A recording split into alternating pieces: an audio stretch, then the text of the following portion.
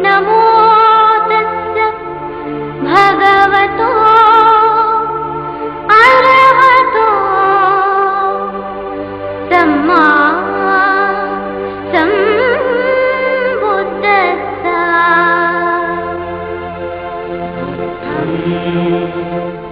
शरणं गच्छामि धम्मं शरणं गच्छामि। आज से 2500 वर्ष पूर्व भारत की पावन धरती पर भगवान बुद्ध ने प्रेम, करुणा, मैत्री, समता, बंधुता, न्याय की शिक्षा देकर संपूर्ण विश्व को सत्य से परिचित कराकर अनुग्रहित किया था। 14 अक्टूबर 1956 में इसी सत्य को सामने रखकर डॉक्टर बाबा साहब आंबेडकर ने नागपुर की धरती पर अपने लाखों अनुयायियों के साथ बुद्ध धर्म की दीक्षा ली थी। महामानव तुम्हारे गौतम बुद्ध को और उसी प्रकार हमारे उद्धार करता जिन्होंने हमको जीवन दान दिया, जिन्होंने हमको इस धरती के ऊपर इंसान की शक्ति बाबा साहब को हम साक्षी रखकर यहाँ का सारा दलित समुदाय जो है वो हिंदुओं को छोड़ के बुद्ध के धर्म में विलीन होने जा रहा है। ये बहुत खुशी की बात है कर्नाटक राज्य के लिए, सारे भारत के लिए और बाबा साहब के धम्म चक्र परिवर्तन के लिए। सब भाइयों, पहले मैं बोलूंगा, बाद में आप बोलना और कन्नड़ भाषा में आपको बताएंगे। बुद्धं नमामि, बुद्धं नमामि, अहं नमामि, अहं नमामि, संघं नमामि, संघं नमामि, नमो तस्य भगवतो अरहतो सम्मा सम्बुद्धस्स। ನಾನು ಭಗವಂತರು ಅರಹಂತರು ಆದ ಸಮ್ಯಕ್ ಸಂಬುದ್ಧರಿಗೆ ನಮಸ್ಕಾರ ಸಲ್ಲಿಸುತ್ತೇನೆ. ನಮೋ ತಸ್ಸ ಭಗವತೋ ಅರ್ಹತೋ ಸಮ್ಮಾ ಸಂಬುದ್ಧಸ್ಸ. I shall have no faith in Gauri, Ganpati and other gods and goddess of Hindus, nor shall I worship them. ನಾನು ಗೌರಿ, ಗಣಪತಿ ಇತ್ಯಾದಿ ಹಿಂದೂ ಧರ್ಮದ ಯಾವುದೇ ದೇವಾದಿ ದೇವತೆಗಳನ್ನು ನಂಬುವುದಿಲ್ಲ ಮತ್ತು ಪೂಜಿಸುವುದಿಲ್ಲ. भगवान परम पूज्य बोधिसत्व डॉक्टर बाबा साहब अंबेडकर, परम पूज्य बोधिसत्व डॉक्टर बाबा साहब अंबेडकर. ಜಗತ್ತಿನಲ್ಲಿರುವ ಪ್ರತಿಯೋರ್ವರು ಅನುಭವಿಸುವ ದುಃಖ ನೋವುಗಳ ಬಗ್ಗೆ ಹಾಗೂ ನಮ್ಮ ಸುತ್ತಮುತ್ತಲಿನ ಪರಿಸರದ ಬಗ್ಗೆ ಸತ್ಯವನ್ನು ಅರಿಯಲು ಆಗಿನ ಕಾಲದಲ್ಲಿ ಪ್ರಚಲಿತವಿದ್ದ ಎಲ್ಲ ಬಗೆಯ ಆಧ್ಯಾತ್ಮಿಕ कार्यक्रम का प्रास्ताविक भाषण माननीय R.A. अवधी ने दिया। अन्य वक्ताओं ने भी अपने विचार लोगों के सामने रखे।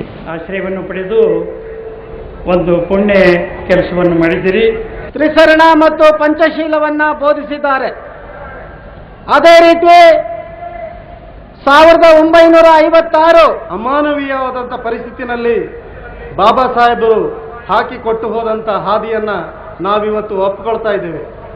ಇವತ್ತು ಯಾರು ಮತಾಂತರ ನಿಷೇಧ ಕಾಯ್ದೆಯನ್ನು ತರಬೇಕು ಅಂತೇಳಿ ಹೊರಟಿದ್ದಾರೆ ಅವರಿಗೆ ಇವತ್ತಿನ ದಿನ ಕರ್ನಾಟಕದ ಜನತೆ ಇದೊಂದು ಐತಿಹಾಸಿಕ ದಿನ ಅಂತ ಮತ್ತೆ ಮತ್ತೆ ಹೇಳಾಗಿದೆ.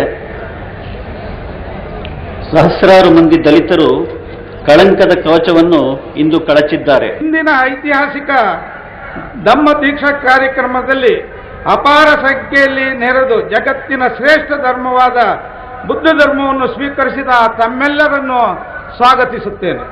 ಇಲ್ಲಿರ್ತಕ್ಕಂಥ ಇಸ್ಲಾಂ ಧರ್ಮದ ರಚನೆ ಮಾಡಬೇಕು, ಸಮಸ್ತ ವಿಚಾರವಾದಿಗಳ ರಚನೆ ಮಾಡಬೇಕು.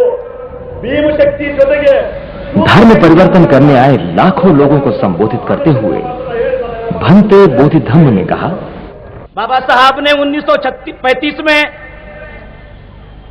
एवला के कॉन्फ्रेंस में एक कहा था कि मैं हिंदू पैदा हुआ, ये मेरे हाथ में नहीं था, लेकिन मैं हिंदू नहीं मरूंगा।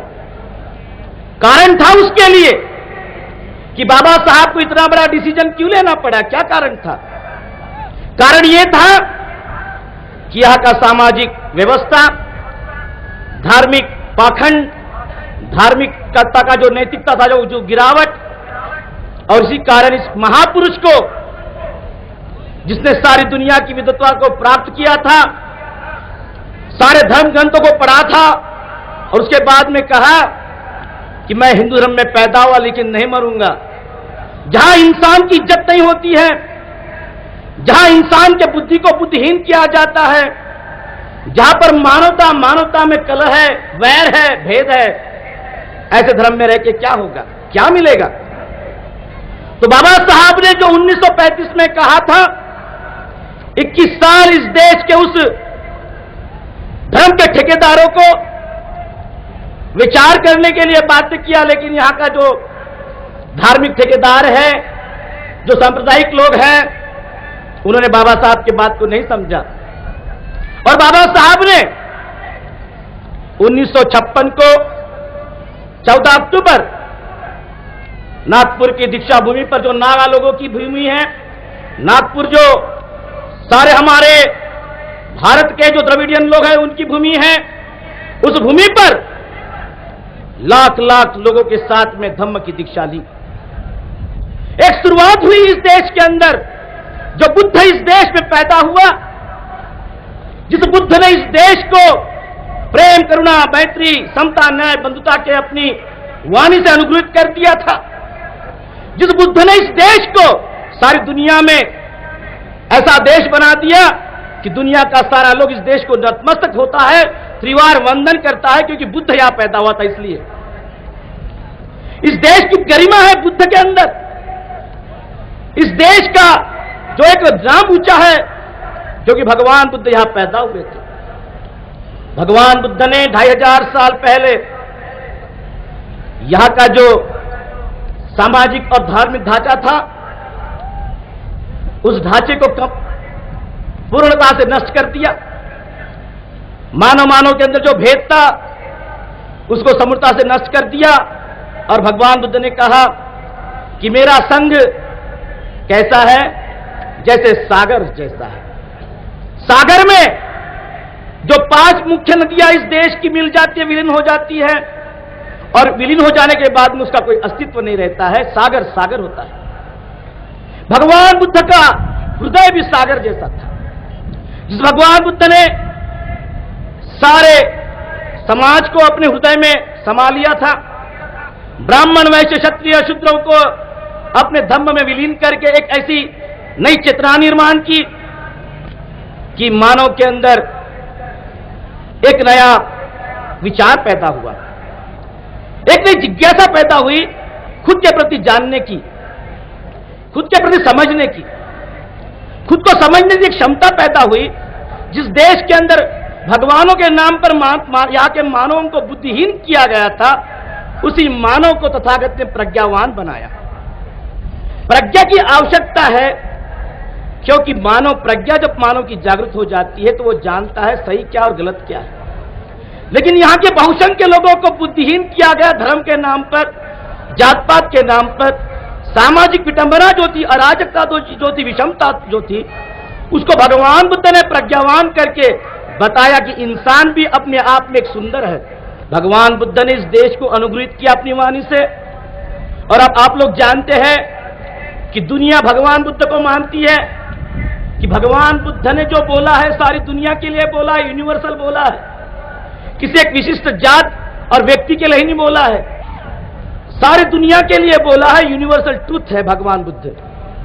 भगवान बुद्ध जो बोले हैं ये सारे समाज के लिए आवश्यक होता है, जो भी इस धरती के ऊपर जीवित है, जो इंसान इस धरती के ऊपर रहता है, सबके लिए आवश्यक है, चाहे वो ब्राह्मण हो, चाहे वो क्षत्रिय हो, चाहे वो शूद्र हो, चाहे वैश्य हो, चाहे मुसलमान हो, चाहे हिंदू हो, चाहे जैन हो, चाहे सिख हो, चाहे पारसी हो, जो भी होगा, अगर वो आत्म परीक्षण करता है, अपने अंदर झांक कर देखता है, अपने जीवन की तरफ जब झांक कर देखेगा, तो वो नकार नहीं सकता भगवान बुद्ध को, क्योंकि भगवान बुद्ध ने इंसान की उस गरिमा को बोला है जो आज तक किसी ने नहीं बोला था। भगवान बुद्ध ने इंसान के उस गहन तक जाकर बात को बोली है जहां तक कोई नहीं गया था, क्योंकि हर व्यक्ति भगवान तक सीमित रह गया था, हर व्यक्ति देवी देवताओं तक सीमित रह गया था, अपने बुद्धि को हीन कर दिया गया था। और जब आदमी की बुद्धि हीन हो जाती है, वो सोचता नहीं आगे का, जो आदमी के अंदर बुद्धि नहीं रहती है वो अपने बारे में समझ नहीं सकता है। लेकिन भगवान बुद्ध ने यह बात को जागरूक किया कि जन्म से कोई उच्च और नीच नहीं है, जन्म से कोई उच्च और नीच नहीं होता है, जो होता है वो अपने कर्म से होता है, जो अच्छा करेगा अच्छा होगा, जो बुरा करेगा बुरा होगा। यहां की जो सामाजिक और धार्मिक ढांचा था उसको नष्ट किया भगवान बुद्ध ने। एक क्रांति हुई दुनिया के अंदर, जिस क्रांति को किसी ने उद्घाटित नहीं किया था। बहुत महात्मा परमात्मा हो गए, बहुत साधु संत हो गए। भगवान बुद्ध के जमाने में भी 7 लोग थे जो महान थे, जिन्होंने कहा कि हम महान लोग हैं, और जब भगवान बुद्ध के साथ में उनका सामना हुआ तो सब परास्त हो गए, क्योंकि उनकी जो विचार शक्ति थी वो सीमित थी, वो आदमी के स्वतंत्रता के लिए नहीं थी, आदमी का उद्धार करने के लिए नहीं थी, आदमी को लिबरेट करने के लिए नहीं थी, आदमी को बांध के रखने के लिए थी। लेकिन जब भगवान बुद्ध ने उस बात को बोला कि आप लोग सब तो बांध के रखते हो, इसको फ्री कौन करेगा, इसको सही रास्ता कौन बताएगा, तो सारे परस्त हो गए। और भगवान बुद्ध जो बोले तो दुनिया उसको मानती है, चाहे कोई भी साधु हो, चाहे कोई भी संत हो, चाहे हिंदू धर्म का हो, चाहे ब्राह्मण का हो, चाहे जैनों का हो, भगवान बुद्ध को अपने प्रवचनों में जरूर बोलता है, जो भी इंसान इस धरती के ऊपर पैदा होगा उसको पासिल आवश्यक है। अब ये दुख है, 4 आर्य सत्य है, दुख है, दुख का कारण है, दुख निरोध है, दुख निरोधागामी मार्ग है, ये 4 आर्य सत्य है। इनको भी कोई दुनिया का माई का लाल भी कह नहीं सकता कि ये झूठ है, चाहे वो मुसलमान हो, चाहे सिख हो, चाहे जैन हो, कोई भी होगा, उसमें दुख है, उसके कारण भी है, लेकिन उसका मार्ग है उनको मालूम नहीं है। उसको मार्ग हम बताएंगे कि क्या मार्ग होता है और वो मार्ग का निराकरण कैसे होगा। अब हमारे दलित भाइयों का उदाहरण ले लीजिए, ये 4 आर्य सत्य जो है हमारे दलित भाइयों के लिए बड़े लागू होते हैं। कैसे? दुख है, दुख क्या था, सामाजिक और धार्मिक ढांचा यहाँ का। हमारे लोगों का क्या कारण है, दुख क्या है कि हम अस्पृश्य थे, दलित थे, हमको निचला रखा गया। यहाँ की जो व्यवस्था थी उसके अंदर, उसका कारण यहाँ का सामाजिक व्यवस्था और धार्मिक व्यवस्था, मनुवाद। दुख क्या है, अस्पृश्य है, कारण यहाँ का सामाजिक और धार्मिक व्यवस्था, उसका निराकरण है, उसका मार्ग है। मार्ग क्या है? डॉक्टर अंबेडकर। और उस मार्ग को प्रतिपादन करने के लिए भगवान बुद्ध है। 4 आर्य सत्य जो है ये सारे दलितों के लिए लागू होते हैं। हमारा दुख है अनटचेबल दलित शोषित समाज, कारण यहाँ का सामाजिक व्यवस्था, यहाँ का बुआबाजी, यहाँ का धर्म का आडंबर, विषमता, सामाजिक विषमता, धार्मिक विषमता जो रचना की गई, यहाँ पर मानवीय रचना की गई, उसका आडंबर, उसकी विटंबना, और उसका मार्ग है हमारे पास में, वो बाबा साहब है। और उस बाबा साहब ने हमको उस मार्ग का प्रतिपादन बताया है कि भगवान बुद्ध तुम्हारा है गुरु। आज तक दलितों का कोई धर्म ग्रंथ नहीं था। हम दलितों से पूछना चाहते जो आज बुद्धिस्ट हो गए, उनको मालूम हो जाएगा कि आपका धर्म ग्रंथ है, आज आपका धर्म गुरु है। आज जब आप दलित थे तो आपका कोई धर्म गुरु नहीं था। किसको आप बोल सकते थे कि आपका धर्म गुरु है? कौन 36 करोड़ भगवानों में कौन सा आपका था? कौन किसको आप गुरु कह सकते? राम, लक्ष्मण और कौन शिवा पार्वती आपका गुरु था? आपका धर्म ग्रंथ महाभारत, रामायण, गीता थी, किसको आप कह सकते हैं? आज आपका धर्म गुरु है भगवान बुद्ध, और आपका धर्म ग्रंथ है त्रिपिटक। अभी धम्म पिटक, सुत्त पिटक और विनय पिटक। आप लोग देखते होंगे यहां पर बैठे हुए लोग जो हमारे साथ में, कोई कनाडा से आया है, कोई स्विट्जरलैंड से आया है, कोई अमेरिका से आया है, बुद्धिस्ट लोग है। ये कारण क्या है? भगवान बुद्ध, इनको राम लक्ष्मण पार्वती ने यहां नहीं लाया, गौरी गणपति ने नहीं लाया, तुम्हारे 36 करोड़ भगवानों ने इनको यहां पर नहीं लाया। भगवान बुद्ध कारण है कि भगवान बुद्ध ने सारे मानव जाति को इंसानियत का मार्ग दिया है। भगवान बुद्ध मानवता का पुतला है। मानवता उसके वाणी से ओतप्रोत है। भगवान बुद्ध को भारत के कुछ अधार्मिक लोगों ने, जब समता की बात हुई, न्याय की बात हुई, इक्वालिटी की बात हुई, जस्टिस की बात हुई, तो यहां के जो धर्म के ठेकेदार थे उनको लगा भगवान बुद्ध को बहुत खतरनाक है, और इन लोगों ने भगवान बुद्ध को अपने कुट कारस्थान से यहां से निकाल दिया। भगवान बुद्ध को कोई निकाल नहीं सकता, ये ध्यान में रखना, ये सत्यता है। जब तक सूरज चांद है, भगवान बुद्ध जिंदा है, उसको कोई मिटा नहीं सकता, चाहे वो कोई भी हो। जब तक सूरज और चांद है, अरे चांद गर्म क्यों ना हो जाए और सूरज ठंडा क्यों ना हो जाए, भगवान बुद्ध तो भगवान बुद्ध है, उसको कोई नकार नहीं सकता। तो हम लोगों ने, हमारे भारत के बेईमान लोगों ने, जो बेईमान थे, जिन्होंने भगवान बुद्ध को निकाल दिया, अरे भगवान बुद्ध तो तिब्बत में गया, नेपाल में गया, चाइना में गया, श्रीलंका में गया, ब्रह्मदेश में गया, कोरिया में गया, जापान में गया, वियतनाम में गया, मंगोलिया में गया, कंबोडिया गया, और जापान में भी गया, अमेरिका में गया, यूरोप में गया, अब सारे तरफ जा रहा है। आपके कर्नाटक के भैरप्पा ने बोला था, अभी किसी ने खंडन किया, जो कुत्ते होते हैं वो भोंकते हैं। हम कहते हैं जो कुत्ते होते हैं वो भोंकते हैं और हाथी चलते रहता है। अरे बाबा साहब हाथी का प्रतीक है, भगवान बुद्ध हाथी का प्रतीक है, वो तो चलते रहते हैं और भैरप्पा जैसे कुत्ते भोंकते रहते हैं। ये कुत्तों की औलाद है। इन्होंने बाबा साहब को, भगवान बुद्ध को समझा ही नहीं। जो मूर्ख लोग होते हैं वही ऐसी बात करते हैं। मूर्खों के साथ में बैठना नहीं चाहिए, भगवान बुद्ध ने कहा मूर्खों के साथ में बैठना नहीं चाहिए। मूर्ख मूर्ख होता है, गधा गधा होता है, घोड़ा नहीं बन सकता है। और आप लोग जानते हैं घोड़ों की शरीयत होती है, गधों की नहीं होती है, क्योंकि गधा गधा होता है, उसको क्या मालूम वो क्या है। तो भैरप्पा जैसे न जाने बुद्धिहीन लोग, जिनकी बुद्धि ही नहीं भ्रष्ट हो गई है, बहुत बड़े साहित्यिक कहते हैं, अरे कर्नाटक में रहने वाला भैरप्पा क्या जानेगा कि अमेरिका और यूरोप अभी भगवान बुद्ध के चरणों में जा रहे हैं, इनके भगवानों के चरणों में नहीं। ये राम और कृष्ण को कोई मानता भी नहीं है। बाबा साहब ने कहा था एक बात, भगवान बुद्ध को आप दुनिया में कहीं पर ले जाओ, उसकी मूर्ति को कोई भी खरीदेगा, भगवान बुद्ध की मूर्ति को, क्योंकि भगवान बुद्ध तो प्रेम और मैत्री और करुणा का प्रतीक है, समता एक बंधुता का प्रतीक है, जिसने सारी मानवता की रक्षा की है। और हमारे भगवान जो 36 करोड़ है, किसी के हाथ में त्रिशूल है, किसी के हाथ में AK-47 है, किसी के हाथ में न जाने क्या क्या है। तो बाबा साहब ने कहा था आप भगवान बुद्ध को कहीं पर भी ले जाइए, कोई भी उसकी मूर्ति को खरीदेगा, लेकिन आप गणपति को लेके जाएंगे तो बोलेंगे ये क्या है, आधा आदमी आधा हाथी, ये क्या है, कुछ भी नहीं है।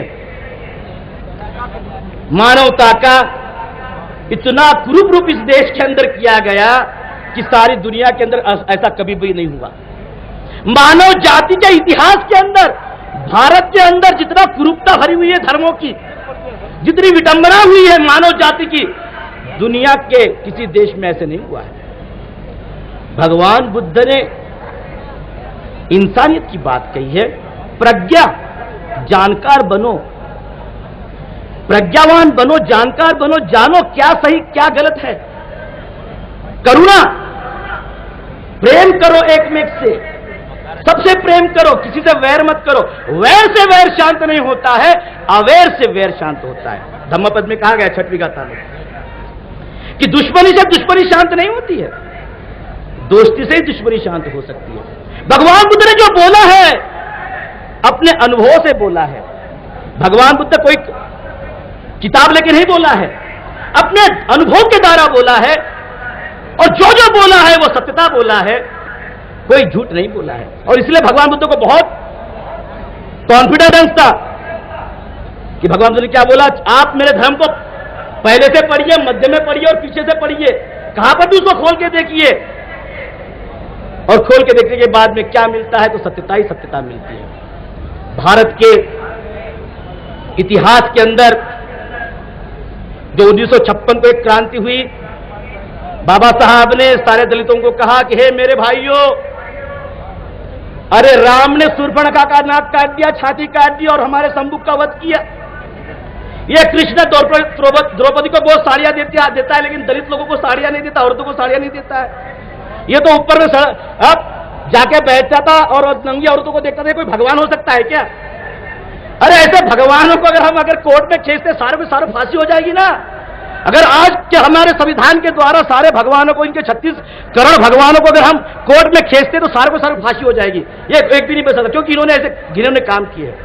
भगवान किसको बोलते हैं? भगवान का अर्थ मालूम है क्या इन लोगों को? जिस व्यक्ति ने अपने मन के अंदर जो विकार है उसको जीत लिया, जिसने भग्न कर दिया, जिसने सारी सत्यता को जान के अपने जीवन के स्तर को ऊंचा किया, उसको भगवान बोलते हैं। यहां भगवान की भाषा अलग है। भगवान को क्या बोलते हैं? 4 हाथ, 8 हाथ, 12 वेपन्स, ये भगवान की कल्पना यहां पर की गई है। ऐसे भगवान डरावने होते हैं। भगवान बुद्ध बेचारा बैठता है ध्यान करते हुए, और इनके भगवान मुंह फाड़ते हैं तो हाथों में त्रिशूल रहते हैं, न जाने क्या क्या करते हैं। जो भगवान होता है उसको डर किस बात का? जो जानता है उसको डर किस बात का? लेकिन डरे हुए भगवान हाथ में तलवार और भाले रखेंगे ही रखेंगे। हमारा बुद्ध प्रेम का प्रतीक है, शांति का प्रतीक है, करुणा का प्रतीक है। उसको किसी वेपन की आवश्यकता नहीं है, उसकी वाणी उसके लिए काफी है। वो जब अपने मुंह को खोलता है तो अंगुलीमाल को अहम करता है। भगवान बुद्ध जब अपनी मुंह को, अपनी वाणी को खोलता है तो अंगुलीमाल जैसे हत्यारों को अनंत करता है। और इस देश के भगवान जब मुंह ही नहीं खोल सकते तो अपने हाथों को दिखाते हैं। तो यहां पर ऐसे हो रहा है, अभी कैसे हो रहा है? किसी के हाथ में त्रिशूल तो किसी के हाथ में AK-47। मारो काटो धाड़ो, चीर फाड़ करो इस देश को। जहां भी तुमको मारना है, काटना है, काट के फेंक दो। भगवान बुद्ध ने ऐसे नहीं बोला है। बुद्ध ने कहा कि इंट्रोस्पेक्ट योरसेल्फ, अपने अंदर जाओ, झांक के देखो, सत्यता को परखो। हमारा बुद्ध अंगुलीमाल को अहंत करता है और इनके साधु लोग सबको अभी डाकू बना रहे हैं। ऐसे हो रहा है कि नहीं हो रहा कि भारत के अंदर हमारा बुद्ध अंगुलीमाल को अहंत बनाता है और इनके साधु सन्यासी लोग सबके हाथ में त्रिशूल लेके उनको अंगुलीमाल बना रहे हैं। उल्टा हो रहा है। ये उनकी गंगा नदी जो बहना चाहिए तो उल्टी दिशा से बह रही है, शायद हिमालय की तरफ वापस जा रही है। हमारा बुद्ध जब बोलता है तो प्रवाह के साथ में बोलता है, उल्टा नहीं बोलता है। आज जब इस कर्नाटक राज्य में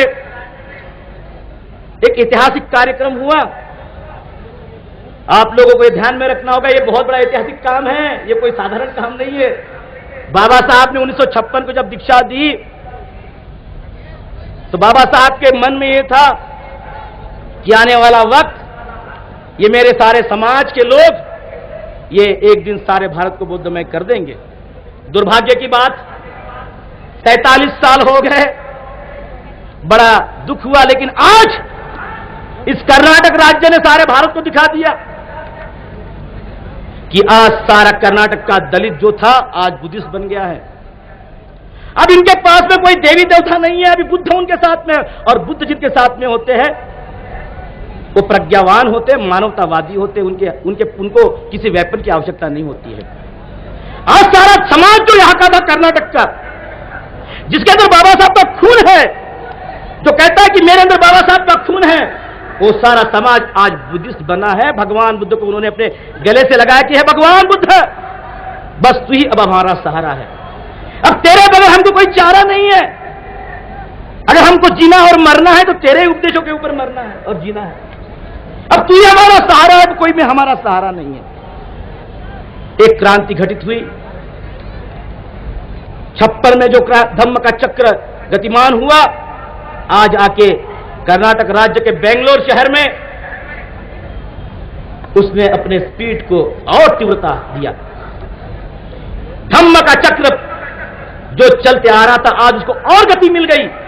और ये गति इसी रफ्तार से चलती रहेगी तो बाबा साहब का जो स्वप्न था कि भारत बुद्धमय करना है, प्रबुद्ध भारत की जो कल्पना थी वो जरूर हो जाएगी। बशर्ते लड़ना होगा तुम लोगों को। बाबा साहब के प्रबुद्ध भारत के स्वप्न को साकार करने वाला आप ही लोग हैं। सब लोगों को मिलकर करना होगा। हम सिद्धता समिति के सभी पदाधिकारियों लोगों को बहुत धन्यवाद देते हैं कि वो लोग इकट्ठा है। आज कर्नाटक का जो दलित लोग पीड़ित था, जिसके अंदर थोड़ा स्वाभिमान की कमी आ गई थी या करेज नहीं था, आज धम्म दीक्षा के द्वारा सारे कर्नाटक का दलित लोग बुद्धिस्ट बन के एक करेजिस बन गया, लॉयन बन गया है। बाबा साहब ने कहा यू बिकम अ लॉयन। शेर की बलि नहीं दी जाती है, बकरों की बलि दी जाती है। आज हम शेर बन गए हैं। अरे भगवान बुद्ध एक शेर था और बाबा साहब एक शेर था, उसके बच्चे हैं हम लोग। उस बाबा साहब और भगवान बुद्ध के बच्चे हैं हम लोग। आज हम सब लोग शेर बन गए हैं। अब हमारे की तरफ कोई उंगली उठा के नहीं देख सकता है, बशर्ते हम लोगों को एक साथ में रहना होगा। नहीं तो हम लोग अगर इकट्ठा नहीं रहते हैं तो काम नहीं बनेगा। हर समाज अपनी रफ्तार के साथ में चलता है और जब हर समाज अपनी रफ्तार के साथ में चलता है तो उसके सिद्धांत होते हैं, उसका एक विचार होता है और उस विचार के साथ में चलते हैं। मैं आप लोगों से भी विनती करना चाहता हूं कि आज जो ऐतिहासिक कार्यक्रम यहां पर हुआ, यह हमारे सारे दलित समाज का जो आज तक दुख दर्द था वो मिटाने के लिए हुआ। अब सारा दलित समाज एक प्रबुद्धवान हो गया है, बलशाली हो गया है, शेर बन गया है। अब इसको कोई बलि का बकरा नहीं बना सकता है। अब हम शेर बन गए हैं। सब शेर बन गया है। सबके अंदर बाबा साहब का खून दौड़ रहा है और आने वाला वक्त ये बता देगा कि सारा भारत बुद्ध में हम करके रहेंगे। लड़ना पड़ेगा, झटना पड़ेगा, घर में बैठ के काम नहीं होता है। बाबा साहब भी लड़ा, सारी जिंदगी समाज के लिए मिटा दिया, अपने प्यारे प्यारे बच्चों को अपनी आंखों के सामने मरते हुए देखा, अपनी बीवी को अपने आंखों के सामने दम तोड़ते हुए देखा। अरे वो बाबा साहब हमारे लिए मिट गया। आज हम लोगों को भी मिटना पड़ेगा। घर के घर में बैठ के कोई क्रांति नहीं होती है। जो अंधकार में रहते हैं वो क्रांति को घटित नहीं कर सकते हैं। क्रांति वही लोग कर सकते हैं जिनके अंदर क्रांति करने की शक्ति होती है। गुलामों को गुलामी की जानी हो जाएगी तो वो बंद करेगा, बाबा साहब ने बोला। लेकिन अगर हमारा लोग अगर चाहेगा कि हम अपने आप गुलाम बने तो काम कैसे होगा? इसमें बाबा साहब की तो गलती नहीं है ना। तो बाबा साहब नाम की शक्ति जो है हमारे अंदर का उद्रेक हुआ। अरे बाबा साहब क्या है? ये दो आंख ये बाबा साहब है, ये दो कान ये बाबा साहब है, ये श्वास ये बाबा साहब है। अरे सारा जीवन ही जो बाबा साहब है, बिगर बाबा साहब तो अब जीरो है। ये बाबा साहब है इसलिए हम प्लस में चल रहे हैं, नहीं तो जीरो है, जीरो। अब प्लस में चलना है। आने वाले समाज को ये दिखाना है, हमारे आने वाले पीढ़ी को ये दिखाना है कि एक बाबा साहब हम लोगों के लिए मर मिट गया। एक बाबा साहब सारी जिंदगी इस समाज को बनाने के लिए अपने पेट को काटते रहा। बड़ी दुख की बात होती है कभी कभी, हमने तो क्रिटिसाइज नहीं करना चाहिए, लेकिन ऐसे हो गया है समाज के अंदर कि आज समाज में लीडर लोग समाज का पेट काट के अपना पेट भरते। एक बाबा साहब था, अपना पेट काट के समाज को बनाया और इन्हीं लोगों ने जिन्होंने बाबा साहब के बाद में आए समाज का पेट काटा और अपना पेट भर दिया। बड़ी दुख की बात होती है। लेकिन आज इस धम्म दीक्षा को साक्षी रखकर, इस बाबा साहब की और भगवान बुद्ध की फोटो को साक्षी रखकर आपको कहना होगा, हे बाबा साहब 47 साल तक हमने गलती की, माफ कर देना। हमने बहुत भूल करके रख दिया था। तेरे नाम पर तो हमने खाया पिया, 3 वक्त की रोटी मिलती है, अच्छा घर मिल गया है, अच्छा कपड़ा मिल गया है, हर कुछ अच्छा हो गया है। आज तेरी कसम खाते हैं, तेरे समाज की कसम खाते हैं, तेरे मिशन की कसम खाते हैं और तेरे आंसुओं की कसम खाते हैं। अरे बाबा साहब रोता था, जानते हैं ना आप लोग, रोता था समाज के लिए कि क्या होगा मेरे समाज का। आज हमको भी रोना है समाज के लिए, मर मिटना है समाज के लिए। जो हमारे अंदर जो फ्रैक्शन है उसको सबको इकट्ठाना होगा, तभी हम अपने बाबा साहब के स्वप्न को, प्रबुद्ध भारत को प्राप्त कर सकते, उसको हम बना सकते हैं। बाबा साहब की जो कल्पना थी प्रबुद्ध भारत कि सारा भारत एक प्रबुद्ध बने, यहां पर जो जाति की वैषम्यता है, जो जहर फैला हुआ है वो नष्ट हो जाए, सारा समाज एक रूप आ जाए। और इसलिए संविधान के प्रियम्बल में लिखा कि न्याय, बंधुता, एकता और भ्रातृत्व, justice, liberty, fraternity and equality, ये तो भगवान बुद्ध 2500 साल पहले बोले। उसी बात को बाबा साहब ने कायदे से बांध दिया। आप लोग जानते हैं कि नहीं जानते, मुझको नहीं मालूम। जापान की जब पहला संविधान बना, जापान का पहला संविधान 500 शताब्दी में, 5वीं शताब्दी में, तो उनका संविधान का पहला आर्टिकल क्या था? हम जापान के लोग बुद्ध, धम्म और संघ के शरण में जाते हैं। पहला आर्टिकल, हम जापान के लोग, ये राजा ने लिखा कि हम जापान के लोग बुद्ध, धम्म और संघ की शरण में जाते, पहला आर्टिकल। दूसरा आर्टिकल क्या था? इस जापान को चलाने के लिए प्रेम, मैत्री, करुणा, समता, न्याय, बंधुता की आवश्यकता है। ये भगवान बुद्ध को हम साक्षी रखकर इसको मानते हैं। ये दूसरा आर्टिकल बात है। और तीसरा आर्टिकल क्या है कि भगवान बुद्ध ही हमारे देश का प्राणवायु है, प्राणवायु है हमारे देश का। ये वहां का संविधान बोलता है। आज हम बाबा साहब के खून के लोग हैं हम लोग। अरे उस बाबा साहब ने इतना परिश्रम करने के बाद में जाना कि बुद्ध का रास्ता ही सही रास्ता है, दूसरे रास्ते तो भटका देंगे हमको, क्योंकि बुद्ध ही एक रास्ता है जो मानव के अंदर, मानव के जीवन के अंदर क्रांति घटित करता है। बुद्ध जीवन के अंदर क्रांति घटित करने का मार्ग है। आदमी को मंदिर में जाके घंटी बजाने का मार्ग नहीं है। तो आप लोगों से भी मैं विनती करूंगा कि आप लोगों भी घंटी मत बजाना और टीके मत लगाना, नहीं तो कोई जाएगा यल्लम्मा, दुर्गव्वा, लखवा और इधर उधर भटकना मत। अब नहीं तो आप लोग बाबा साहब को धोखा देंगे। 22 प्रतिज्ञा आपने पढ़ लिया आज, नहीं तो इधर 22 प्रतिज्ञा पढ़ा और उधर जाके फिर वही काम करना चालू कर दिया तो अच्छा नहीं होगा। गलत है। तो बाबा साहब को हम साक्षी रखते हैं कि हे बाबा साहब, 47 साल तक हमसे भूल चूक हो गई, माफ कर देना।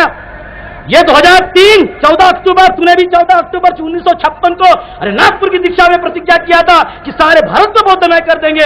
यहां पर जो भी बौद्ध लोग आज जमा हुए, हम प्रतिज्ञा करते हैं 14 अक्टूबर 2003 को कि सारे भारत को हम बौद्धमय कर देंगे। हमको सबको इकट्ठा होकर काम करना होगा, सबको एकत्र आना होगा। देखो कितनी बड़ी उपलब्धि है कि सारे संस्थाएं जो है हमारे दलित ऑर्गेनाइजेशन है, SC ST एम्प्लॉइज है और जितने भी लोग हैं हमारे इकट्ठा आए धम्म के नाम पर। ये बहुत बड़ी उपलब्धि है कर्नाटक के लिए। इसको आपने ऐसे नहीं सोचना ये कह रहे ये तो आज के लिए कार्यक्रम है, ना, ऐसा नहीं है। ये आने वाले पीढ़ी का कार्यक्रम है, आने वाले समाज का कार्यक्रम है, आने वाले नए समाज का कार्यक्रम है और आने वाले इस भारत का कार्यक्रम है। लोग कहते हैं राम राज्य, हमने कहा राम राज्य से काम नहीं होगा, भीम राज्य चाहिए, भीम राज्य। ये राम राज्य से काम नहीं होगा। तुम्हारा राम तो मर्यादा पुरुषोत्तम कहा है, अरे हमारा भीम मर्यादा पुरुषोत्तम है। हमारे भीम ने तो तुम्हारे देश को बचाया है और तुम ही लोग हो कि अपने देश को है भारत मेरा महान। भारत महान बोलने से नहीं होगा, महान करना पड़ेगा ना, है बोलने से थोड़ी होता है। अभी 2020 में बोलते हैं इस भारत को हम डेवलप कंट्री कर देंगे। अरे यहाँ की पहले गरीबी है उसको तो हटाओ, यहाँ जो जाति पात का जो घिनौना चल रहा है उसको तो हटाओ। ये अडवाणी और अटल बिहारी वाजपेयी बोलता है कि 2020 में हो जाएगा, ये क्या हो जाएगा? सत्यानाश हो जाएगा इस देश का, कुछ नहीं होने वाला है। कुत्ते भौंकते रहते हैं और हाथी चलते रहता है, हाथी चलते रहेगा। है? बाबा साहब हमारा हाथी है? उसने जिस स्वाभिमान के साथ में सारे समाज से टक्कर दिया, आज उसकी आवश्यकता है। बाबा साहब के स्वप्न को साकार करना ये हमारा परम कर्तव्य है। दूसरा कर्तव्य नहीं, परम कर्तव्य। First, they should not have a second thought कि हे बाबा साहब तू मर मिट गया हमारे लिए, अब हम तो मर मिटेंगे या नहीं मिटेंगे? कि हम भी अपने घर में जाके 3 वक्त की रोटी खाएंगे और सो जाएंगे? समाज गया चूल्ही में कर रहे थे, उसको क्या करना है? ऐसे नहीं होना चाहिए। समाज को अगर बचाना चाहते हो, हर समाज अपनी रफ्तार में चल रहा है। अगर इस बुद्ध समाज को आप रफ्तार में ले जाना चाहते हो तो सबको इकट्ठा आना होगा और बाबा साहब के बताए हुए मार्ग पर चलना होगा, तभी काम होगा। अन्यथा हम भटक जाएंगे, एक इधर गया एक उधर गया। मैं कहता हूं हर बार, एक बाबा साहब के इतने सुंदर शरीर को हमने किसी ने धर ले लिया, किसी ने हाथ ले लिया, किसी ने ये हाथ ले लिया, किसी ने वो पैर ले लिया और सारे बाबा साहब को किधर का किधर रख दिया। ऐसा नहीं होना चाहिए। आज हम प्रतिज्ञा लेते हैं 2003 14 अक्टूबर को, हे बाबा साहब 47 साल पहले तूने भी प्रतिज्ञा लिया था भारत में, नागपुर में, और चुना था बेंगलोर को। आप लोग सब जानते हैं बाबा साहब ने बुद्ध के धम्म के प्रचार के लिए जो निजाम से उनको 5 एकड़ जमीन मिली थी वो इस बेंगलोर में मिली थी उनको, और इस बेंगलोर को चुना, कर्नाटक को चुना। कर्नाटक के लोगों के ऊपर ज्यादा जिम्मेदारी है इसकी, ध्यान में रखना। बाबा साहब ने तुम्हारे खंडों के ऊपर बुद्ध धम्म के प्रचार और प्रसार की दारोमदार दी है। तो आप लोग कहेंगे नहीं बाबा साहब बोल के क्या करना है, क्या होता है इससे, खाओ पियो मौज मस्ती करो, ऐसे से नहीं होगा। बेंगलुरु को चुना बुद्ध के धम्म के प्रचार के लिए कि यहां पर एक सेमिनारी बनेगी और यहां से बुद्ध धम्म का प्रचार होगा और सारे भारत के दलितों को हम बौद्धमय कर देंगे। लोग मुझको कहते हैं कि भंते आप तो बुद्धिस्ट है, आप दलितों के ऊपर क्यों बोलते हैं? अरे भाई मैं भी पहले दलित ही था ना, मैं भी दलित था और बाद में भी बुद्धिस्ट बना, तो ये अभी च्योर पहन के बैठा हूं। भगवान बुद्ध ने कहा कि मैं ओशन जैसे हूं, सागर जैसे हूं, समुद्र जैसे हूं, कोई भी आए। अरे ब्राह्मण अगर आता है तो अच्छा, हम स्वागत करते हैं। क्षत्रिय आता है तो उसका भी स्वागत करते हैं। वैश्य आता है उसका भी स्वागत करते हैं। मुसलमान आता है उसका भी स्वागत करते हैं। अगर क्रिश्चियन आना चाहता है उसका भी स्वागत करते हैं। सिख आना चाहता है उसका भी स्वागत करते हैं। जो भी आना चाहे सबका स्वागत करते हैं। हम तो समुद्र है। अरे भगवान बुद्ध तो समुद्र है, चाहे नाली भी आए और बड़ी गंगा भी आए, गंदी नाली भी क्यों ना आए और अच्छा अगर नदी भी क्यों ना आए, सबको हम विलीन करते थे। भगवान बुद्ध तो ओपन है, ही इज ओपन है। बगल में छुरी और मुंह में राम नहीं है उनके। भगवान बुद्ध ओपन है, बाबा साहब ओपन थे। नहीं तो किसी ने बोला है मुंह में राम और बगल में छुरी है, ऐसे लोगों की आवश्यकता नहीं है हमारे देश में। हमारे देश में आवश्यकता है बाबा साहब जैसे व्यक्तियों की, कि जिस बाबा साहब ने इस देश को नया जान दिया, नया प्राणवायु दिया, नई उमंग दी, नई चेतना दी, नई आत्म परीक्षण की बात कही और सारे भारत को बांध के रखा। एक संविधान हमारा है जिसने सारे देश को बांध के रखा है। अगर मनुवाद आ जाएगा ना, आप लोग कहां रहेंगे आपको पता नहीं है, ध्यान में रखना। तो भी आपको काम करना है, बाबा साहब के संविधान के ऊपर चलकर इस देश को बचाना है, आने वाले पीढ़ी को नया रास्ता देना है। ये सब लोगों को करना होगा जो यहां पर बैठे हैं और जो यहां पर चले भी गए। आज की आवश्यकता है, ये सारे कर्नाटक के लोगों की आवश्यकता है। कर्नाटक एक मिसाल बनेगा। महाराष्ट्र पहले ऐसे होता था, हम लोग महाराष्ट्र के लोगों से पढ़ते थे, अब कर्नाटक का लोग महाराष्ट्र के लोगों को पढ़ाएगा कि बुद्ध का धम्म क्या है। अब आपको यह करना होगा, अगर लखवा, दुर्गव्वा, यल्लम्मा, हनुमान का मंदिर होगा उसको तोड़ो और भगवान बुद्ध को वहां पर बैठा लो। अब इतनी शक्ति आपके अंदर आना चाहिए। नहीं तो आप कंप्रोमाइज करेंगे, कंप्रोमाइज से काम नहीं होता है। इधर लखवा भी और इधर भगवान बुद्ध भी काम नहीं होगा। प्योर ब्लड प्योर चाहिए भी आपका, 100% प्योर चाहिए, नहीं तो काम नहीं होने वाला है। बुद्ध की शक्ति जब हमारे अंदर आती है तो ये शक्ति जो होती है ये मानव के उद्धार के लिए होती है, मानव के विकास के लिए होती है, मानव की प्रबुद्धता को प्रकट करने के लिए होती है। इसलिए सारी दुनिया भगवान बुद्ध को मानती है कि हे तथागत, तूने मानवता को धोखा नहीं दिया, तूने मानवता को दूसरे रास्ते से नहीं ले गया, अच्छे रास्ते से ले गया। आपको एक कहानी मैं बताता हूं कि भगवान बुद्ध के जमाने में राजगृह में एक सुनीत नाम का स्वीपर था, भंगी था। वो रोज सड़क साफ करता था, रोज सड़क साफ करेगा, लेकिन अगर उसकी परछाई किसके ऊपर गिर गई तो वो उसको मारते थे। परेशान था सुनीत, जो भंगी था, वो लोगों के लिए अच्छा काम करता था, लेकिन उसके काम की कद्र नहीं होती थी इस देश के अंदर। वो सड़क को साफ करेगा, अच्छा सड़क साफ करके लोगों के लिए रखेगा, लेकिन जात लगी थी उसकी कि ये शुद्र है, अति शुद्र है। एक शब्द भंगी है, और एक भंगी शब्द ने उसके सारे जीवन को उद्ध्वस्त कर दिया। मानव से भी, जानवर से भी बदतर जिंदगी जीने के लिए बाध्य किया। भगवान बुद्ध एक दिन उस रास्ते से जा रहे थे, सुनीत ने देखा कि तथागत आ रहे हैं, उसने जल्दी जल्दी सड़क को साफ किया और भाग गया। तथागत उसके नजदीक आए, सुनीत पसीने पसीने था, डर रहा था कि तथागत मेरे नजदीक आ रहे हैं, क्या कारण है। लगा उनको कि ये तो मुझको नहीं मारेंगे। तथागत ने उसको उठा के गले लगाया। सुनीत थर-थर कांप रहा था, लेकिन भगवान बुद्ध ने उसको अपने गले लगाया। यहाँ के ब्राह्मणों ने सुनीत को गले नहीं लगाया, भगवान बुद्ध ने उसको गले लगा के कहा कि हे सुनीत, तू भी इंसान है, तू भी अपने मां के पेट से पैदा हुआ है, तू भी इस जीवन का अर्थ समझ सकता है, तू भी अपने जीवन को उच्चतम कर सकता है।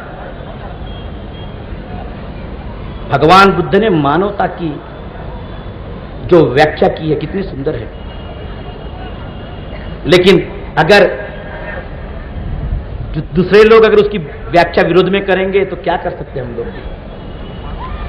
आज दुनिया को दो चीजें हैं, बुद्ध या युद्ध। अभी पाकिस्तान और भारत में चल रहा है, इधर एटम बम उधर एटम बम, उधर हाइड्रोजन बनेगा उधर हाइड्रोजन बनेगा, इधर ये बनेगा उधर वो बनेगा। सारा ब्राह्मणवाद आज ऐसे कर रहा है कि पता ही नहीं चल रहा क्या होगा इस देश का। अब बुद्ध की आवश्यकता है, बुद्ध या युद्ध, क्या चाहिए तुमको? अगर बुद्ध को भूल के बैठ गए ना तो आने वाला वक्त एटम बम डाल के चला जाएगा यहां पर, और ये अटल बिहारी वाजपेयी देखते रह जाएगा, बोलेगा क्या हो गया, सत्यानाश हो गया, और ये भी नहीं रहेगा, वो बोलने के लिए भी जिंदा रहता है नहीं रहता। समाज को आज आवश्यकता है नए विचार की, प्रबुद्ध भारत की, जहां प्रेम मैत्री करुणा होगी, भयानकता नहीं होगी, भय नहीं होगा, डर नहीं होगा, असंतोष नहीं होगा, दुराचार नहीं होगा, सदाचार होगा, प्रेम होगा, करुणा होगी, मैत्री होगी, उसकी आवश्यकता है। बम बनाने से इस देश की भलाई नहीं होने वाली है। इस देश के अंदर आप कितने हजार एटम बम बना लीजिए, लेकिन गरीब गरीब ही रहेगा, भूखा भूखा ही रहेगा। एटम बम से पेट भरता ना तो बाबा साहब भी पार्लियामेंट में बोलता संविधान की आवश्यकता नहीं, हम सब लोग मिलकर एटम बम ही बनाते हैं, वही खाएंगे, मस्त मोटे हो जाएंगे। लेकिन ऐसे होता ही नहीं है। होता है क्या? नहीं होता है। विचारों की आवश्यकता होती है, बुद्धिजीवता की आवश्यकता होती है, बुद्धिमत्ता की आवश्यकता होती है, अच्छे विचारों की आवश्यकता होती है, एक नए मन की आवश्यकता होती है जो परिवर्तित करेगा वो दुराचार को सदाचार में। भगवान बुद्ध अज्ञानता से ज्ञानता की ओर जाने का रास्ता है। भगवान बुद्ध अंधकार से प्रकाश की ओर जाने का रास्ता है। भगवान बुद्ध दुराचार से सदाचार की ओर जाने का रास्ता है। भगवान बुद्ध अविचार से वैचारिक की तरफ जाने का रास्ता है। भगवान बुद्ध मानव जाति के उत्कर्ष का रास्ता है। तो आज बुद्ध या युद्ध, क्या चाहिए? सब दुनिया बोलती है कि बुद्ध चाहिए। हमने कहा था अफगानिस्तान के तालिबान को, आपने हमारे भगवान बुद्ध को तो उड़ा दिया बम लगा के। पत्थर को आप उड़ा सकते हैं, बम लगा के उसकी सत्यता को तो आप नष्ट नहीं कर सकते ना। तो तालिबान की जो हालत हुई, ऐसी हालत सबकी होगी जो भगवान बुद्ध के खिलाफ में जाते हैं। जो सत्यता के खिलाफ में जाएंगे उसकी हालत वैसी होगी जैसे तालिबान की हुई।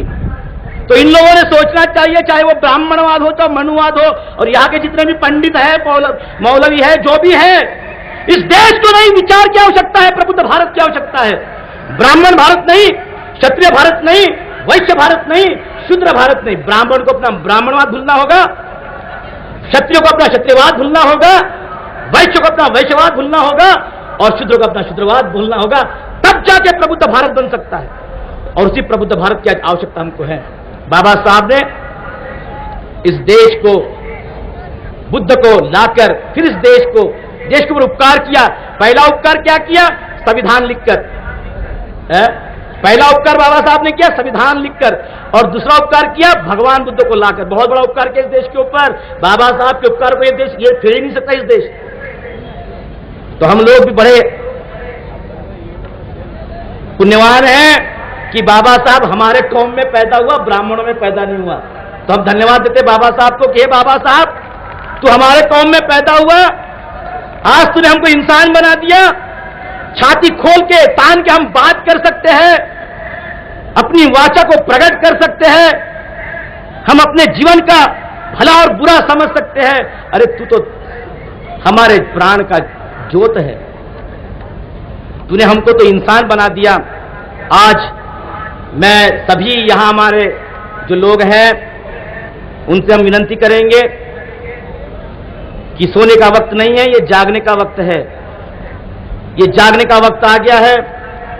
अगर सो के रह जाएंगे तो बड़ा मुश्किल हो सकता है। हमारे साथ में जो बाबा साहब की शक्ति है, ये एक उद्रेक है, इसको कोई थाम नहीं सकता है। एक बाबा साहब लड़ा और आज हम करोड़ों लोग हैं जिसके अंदर बाबा साहब की शक्ति है। प्रज्ञावान लोग हैं, पढ़े लिखे हैं, डॉक्टर इंजीनियर है, एमएलए एमपी है, प्रोफेसर है कॉलेज के, न जाने अनगिनत लोग हैं चारों तरफ। एक बाबा साहब ने करोड़ों लोगों की जान बचाई, शिक्षित किया, कहा कि शिक्षा लो, तो आज उसकी आवश्यकता है कि सारे कर्नाटक के लोग को एक मिसाल खड़ी करनी होगी अभी, और सारे भारत के लोगों को बताना होगा, जो भी दलित आज शोषित है, पीड़ित है, उनको बताना होगा कि हम लोग हैं आपके लिए।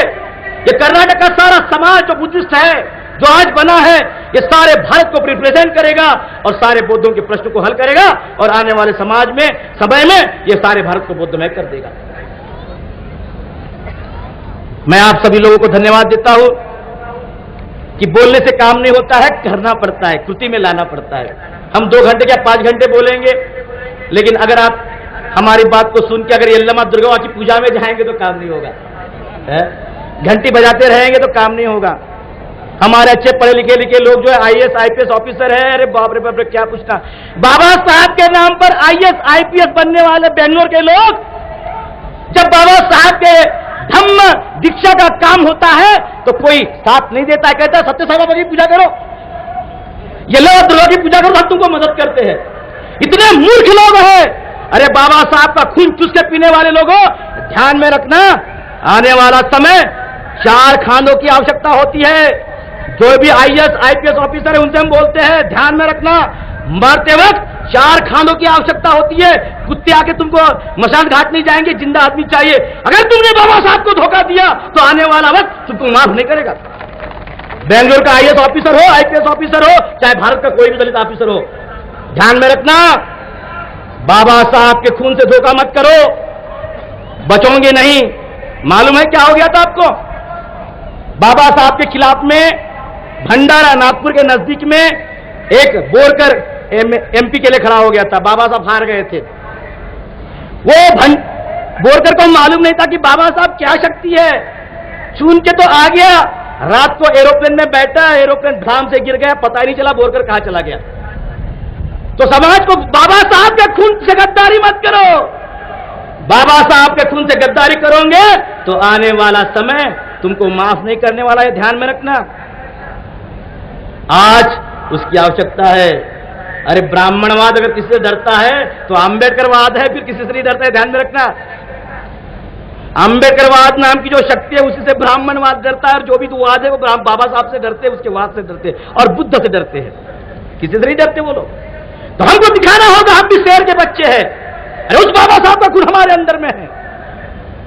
अब उस बाबा साहब को हम, उसकी इच्छा को, उसकी आकांक्षा को, उसके स्वप्न को हम साकार करेंगे।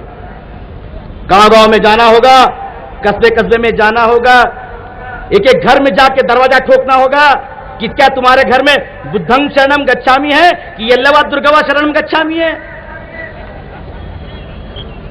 हर घर के अंदर ठोक के देखना होगा कि दिया किसके सामने जल रहा है, अगरबत्ती किसके सामने लगी है, राम लक्ष्मण पार्वती या शिवा कि भगवान बुद्ध और बाबा साहब के सामने लगी है।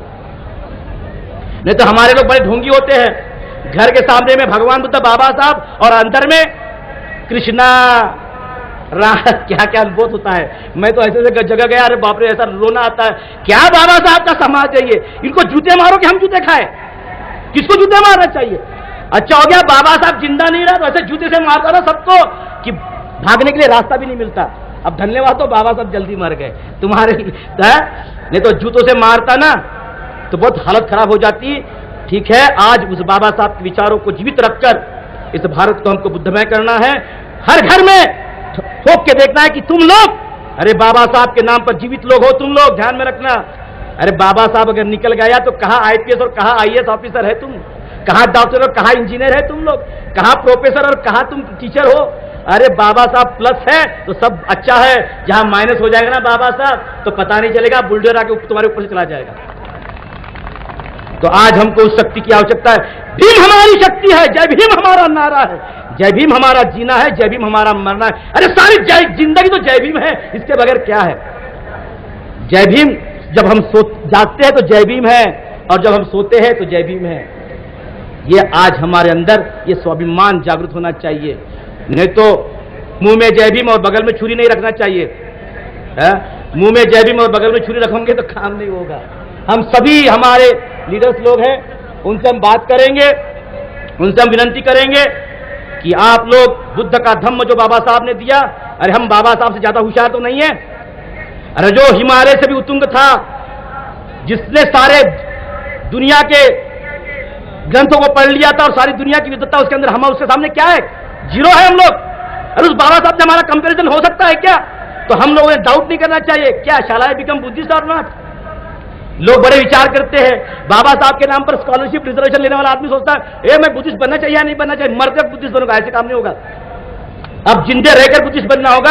हम सभी लोगों को धन्यवाद देते हैं, कर्नाटक के सभी लोगों को हम विनंती करते हैं कि आज से ये मूवमेंट चालू हो गया है कि सारे कर्नाटक को बुद्धिस्ट करना है, सारे भारत को बौद्धमय करना है और बाबा साहब के सपनों को साकार करना है। बहुत बहुत धन्यवाद। ये ऐतिहासिक क्रांति का जो दिन था, ये सारे दुनिया के, अभी पेपर वाले बैठे थे, प्रेस वाले हैं और हमारे जो बाहर से भी लोग आए हैं, उनको मालूम हो गया कि बाबा साहब नाम की जो शक्ति है, ये एक ऐसा उद्रेक है, उसको कोई थाम नहीं सकता। बस हम लोगों को इकट्ठा होकर काम करना होगा। मैं दलित संघर्ष समिति के सभी महान जो हमारे नायक हैं, मैं उनके नाम नहीं लूंगा, लेकिन सब नायक जो है हमारे महान हैं, जिन्होंने कष्ट झेले हैं, इस 3-4 महीने के लिए रात दिन एक किया है, सबने अपने जीवन का अमूल्य समय इस बाबा साहब के सपनों को साकार करने के लिए लगाया है और इतने सारे लोगों को यहाँ इकट्ठा किया है। बहुत बहुत धन्यवाद। नमो बुद्धाय। जय भीम, जय प्रबुद्ध भारत।